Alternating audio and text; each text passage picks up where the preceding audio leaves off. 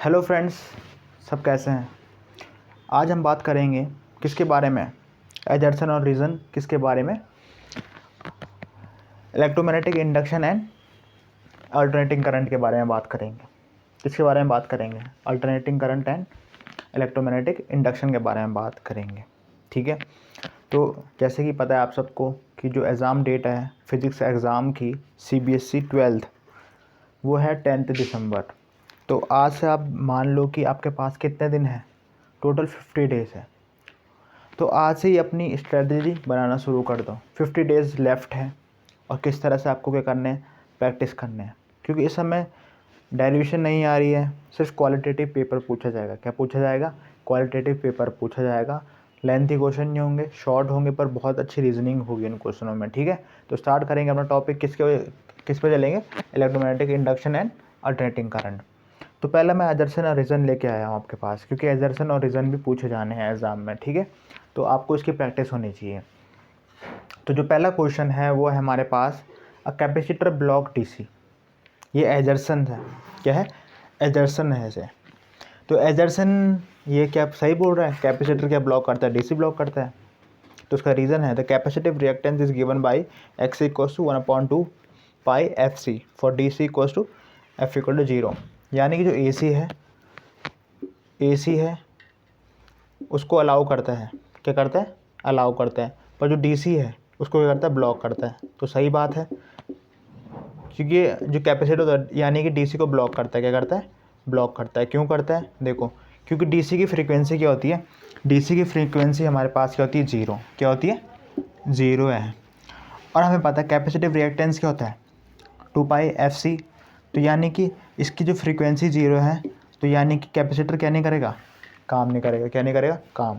तो इसमें जो जैसे भी कोई DC करंट जाएगा तो ये ब्लॉक कर देगा, क्या कर देगा, ब्लॉक कर देगा। क्योंकि इसका जो रिएक्टेंस है वो डिपेंड करता है किस में, फ्रीक्वेंसी में।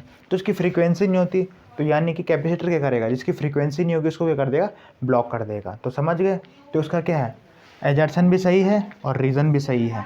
और ये क्या है, correct explanation of a reason is the correct explanation of a एजर्सन। तो ये समझ में आ गया। तो इसका ऑप्शन क्या है, ए है। क्या है, ए है। अगला क्वेश्चन देखो। अगला जो क्वेश्चन है हमारे पास किसका है, फैराडे लॉ है। जो फैराडे लॉ है वो कंसिक्वेंस है किसका, कंजर्वेशन ऑफ एनर्जी। तो ये बात सही है।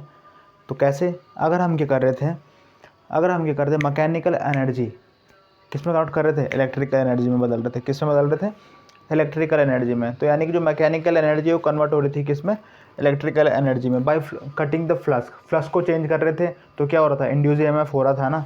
तो यानी कि जो फैराडे लॉ है वो कंजर्वेशन ऑफ एनर्जी में बेस होता है। तो यानी एजर्सन क्या है इसका, सही है।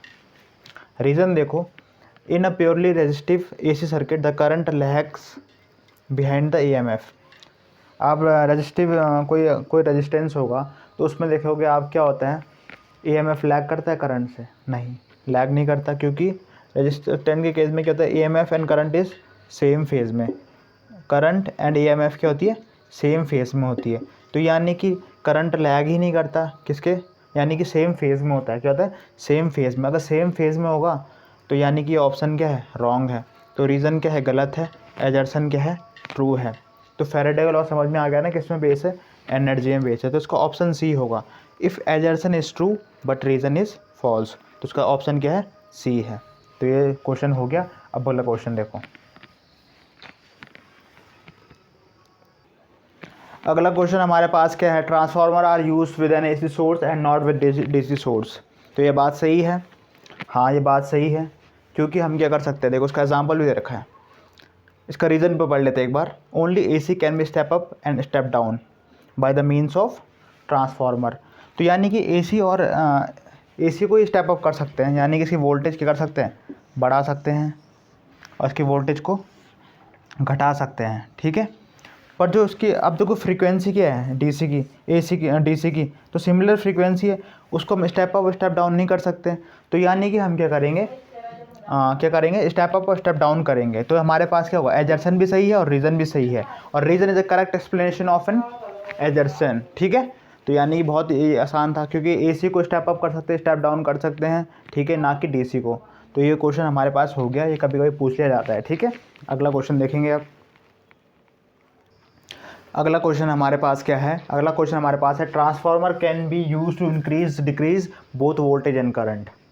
तो ट्रांसफार्मर किसके काम आता है, वोल्टेज इंक्रीज और डिक्रीज करने का, वोल्टेज एंड करंट को इंक्रीज या डिक्रीज करने का काम आता है। ये बात सही है। तो देखो इसका रीज़न क्या है, in a transformer E P equals to I P, यानी कि E P equals to I P है, तो ई पी अपॉन क्या हो जाएगा, E S equals to I S upon I P, है ना। तो यानी कि अगर वोल्टेज बढ़ रहा है तो करंट कम होगा, बात सही है। इस फॉर्मूले से देखो E P upon E S equal to I S upon, तो सेकेंडरी कॉइल में देखो ई एम एफ बढ़ेगा तो इसमें देखो करंट कम होगा। तो समझ गए। तो यानी कि क्या होता है, if you gain a voltage V loss the current. तो ये इसका रीज़न भी सही है और इसका एजर्सन भी सही है। तो reason is a correct explanation of एजर्सन, यानी कि रीज़न क्या समझा रहा है, सही तरीके से इस एजर्सन को समझा रहा है। तो उसका आंसर क्या है, ए है। अब चलेंगे हम अगले क्वेश्चन में। ठीक है,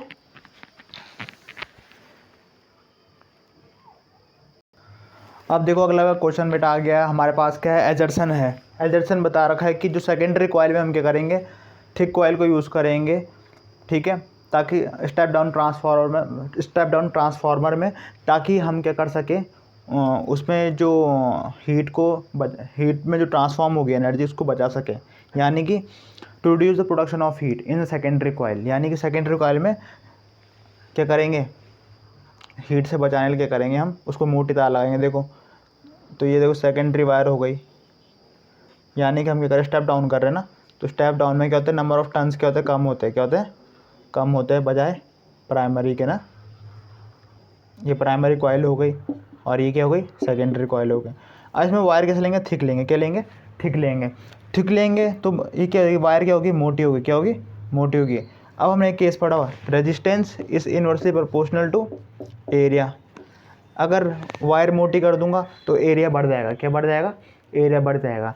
और एरिया बढ़ेगा तो क्या होगा, रेजिस्टेंस कम होगा, रेजिस्टेंस कम होगा तो हीट प्रोडक्शन क्या होगा, कम होगा। यानी कि हम क्या कर पाएंगे, रिड्यूस कर पाएंगे हीट को। तो हमें पता है formula H equals to I square R T. तो यानी कि रेजिस्टेंस कम होगा तो क्या होगा, हीट भी कम बनेगी ना। तो वही इसका बता रहा है। स्टेप डाउन ट्रांसफार्मर में हम क्या करेंगे, सेकेंडरी कॉइल में मोटी वायर हम लगाएंगे ताकि हम उसका रेजिस्टेंस कम कर सके। अगर रेजिस्टेंस कम होगा तो प्रोडक्शन ऑफ हीट क्या होगा, कम होगा। ठीक है, अब रीज़न देखो, when the plane of armature is parallel to the line of the force of magnetic field the magnitude of a induce EMF is maximum. अगर हमारे पास का एक कॉइल है, कौन सी कॉइल है, इसमें बताता हूँ, हमारे पास स्पेस कम है तो हम इसको यहीं पे बताता हूँ। ठीक है, तो यहाँ पे छोटा सा डायग्राम देखो, आर्मेचर क्या है, पैरेलल है किसके, लाइन ऑफ फोर्स के, किसके पैरेलल है, लाइन ऑफ फोर्स के पैरेलल है, आर्मेचर पैरेलल है।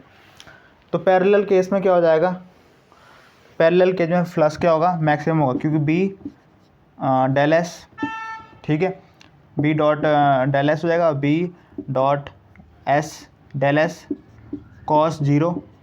तो कॉस जीरो में क्या होता है, वैल्यू 1 होती है, तो 1 की वैल्यू हो जाएगी बी डेल एस। तो फाई क्या होगा, मैक्सिमम होगा। अगर फाई मैक्सिमम होगा तो इंड्यूस ईएमएफ भी क्या होगा, मैक्सिमम प्रोड्यूस होगा। ठीक है, पर जो उसका रीज़न था, बात तो ठीक कही है, रीज़न इसका सही है और एजर्सन भी सही है, पर इसका एजर्सन और रीज़न एक दूसरे से बिल्कुल मैच नहीं कर रहा। यहाँ बात किसकी हो रही थी, ट्रांसफार्मर की, और यहाँ बात हो गई किसकी, आर्मेचर की। तो यहाँ पे बट यहाँ पे क्या है, रीज़न भी सही है बताया है, क्योंकि हमारे पास क्या होगा, जब पैरेलल होगा आर्मेचर किसके, लाइन ऑफ फोर्स के, तो यानी कि इंड्यूस ईएमएफ क्या होगा, प्रोड्यूस होगा और मैक्सिमम होगा। कॉमन सी बात है, सही है। स्टेप डाउन में क्या करेंगे, हम सेकेंडरी में हम मोटी वायर यूज़ करेंगे ताकि हम रेजिस्टेंस को कम कर सके। तो यानी कि एजर्सन भी सही है और रीज़न भी सही है। ठीक है, but explanation is not correct, explanation नहीं है इसका। रीज़न क्या है, नहीं है करेक्ट एक्सप्लेनेशन ऑफ एजर्सन। तो यानी कि जिसका ऑप्शन हो जाएगा बी, ए और बी तो सही है, पर reason is not explaining the एजर्सन। ठीक है, अगला क्वेश्चन करते हैं हम। अगला क्वेश्चन हमारे पास क्या है, एजर्सन दे रखा है, at resonance the inductive reactance is equal to a capacitive reactance. तो रेजोनेंस की कंडीशन आपको मैंने पढ़ाई थी। तो रेजोनेंस की कंडीशन क्या होती है, रेजोनेंस की कंडीशन क्या होती है ये बताओ। रेजोनेंस में क्या होता है, omega L is equal to 1/ओमेगा c, यानी कि X L equal to X C, ये कंडीशन हो जाती है रेजोनेंस में।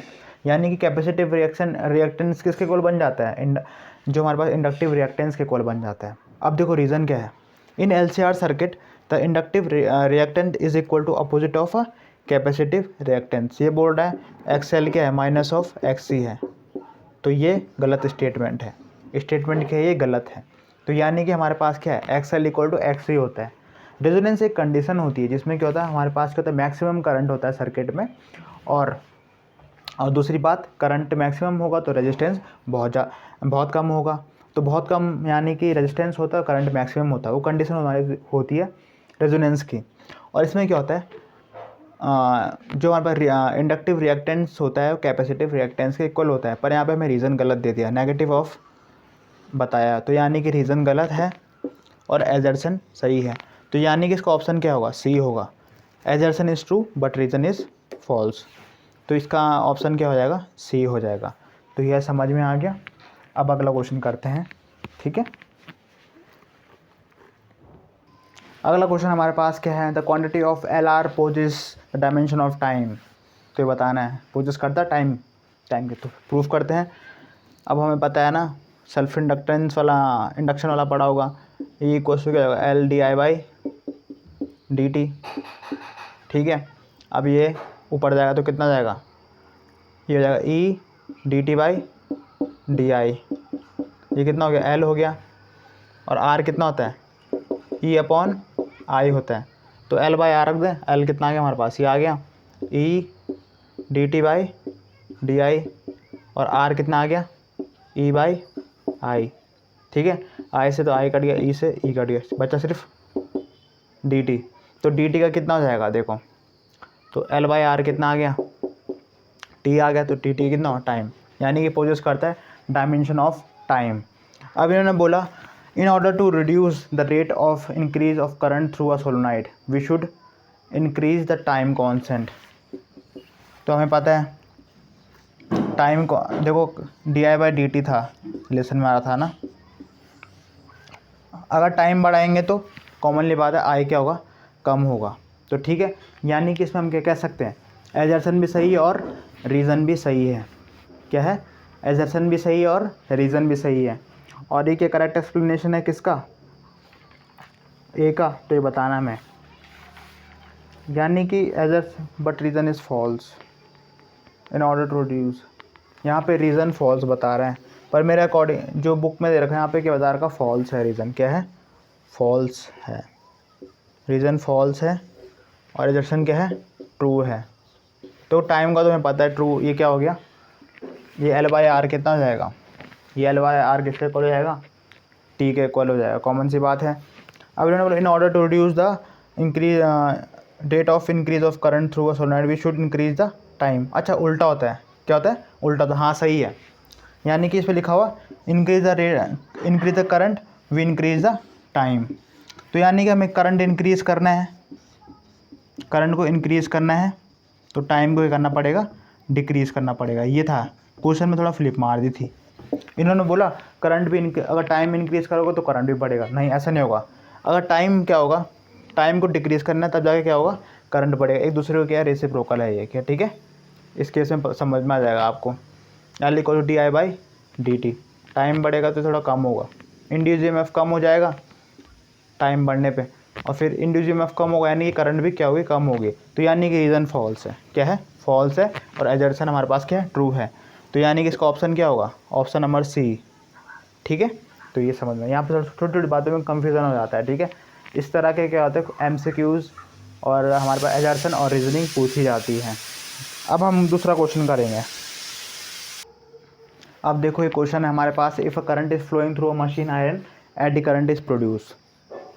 तो यानी करंट किसी मशीन आयरन से फ्लो करेगा तो एडी करंट प्रोड्यूस होगा। इसका जो रीज़न है वो है change in magnetic flux through an area causes a eddy current. अब देखो ये मशीन क्या है, एक एरिया तो होगा, क्या होगा, एरिया होगा। अब हमें पता है जो हमारे पास मैग्नेटिक फ्लक्स होता है वो क्या होता है, B.A, ठीक है। अगर इंड्यूस ईएमएफ क्या होगा फिर, d∅dt, तो यानी कि क्या आएगा, d/dt ऑफ BA आ जाएगा। और हमारे पास एरिया क्या है, कांस्टेंट एरिया, तो d by d t of B. अब इंड्यूस हमारे पास क्या होगा, EMF प्रोड्यूस हो गया, तो किस पे डिपेंड कर रहा था, एरिया में डिपेंड करा। अब हमें पता है एडी करंट प्रोड्यूस होगा, चेंजिंग मैग्नेटिक फ्लक्स हो रहा है, तो इंड्यूस करंट प्रोड्यूस होगा, जिसको हम बोलेंगे एडी करंट, तो होगा E अपॉन R। तो E हमारे पास क्या है, A d by d t of B, और नीचे क्या आ गया, R आ गया। तो यानी कि एरिया चेंज होगा तो EMF भी क्या होगा। अब देखो EMF पे डिपेंड कर रहा है ना एरिया। अब देखो machine iron produces N eddy current, ठीक है। तो यानी कि a magnetic flux through an area causes a eddy current. इस एरिया की वजह से क्या प्रोड्यूस हो रहा है, एडी करंट प्रोड्यूस हो रहा है। तो मशीन आयरन का कुछ ना कुछ एरिया रहा होगा, तो यानी कि ये सही है। यानी कि current is flowing through a machine iron, eddy current is produce, यानी कि मशीन जो आयरन होगी उसका एरिया क्या होगा, ए।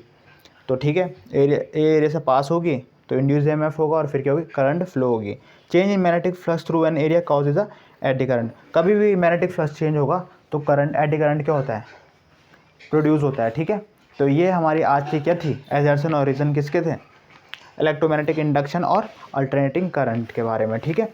तो इससे रिलेटेड कोई भी दिक्कत होगी आपको, तो आप क्या करना, मुझे इसके कमेंट के नीचे लिख देना, ठीक है, जो भी प्रॉब्लम होगी किसी भी एजर्सन और रीजनिंग में, ठीक है। Thank you.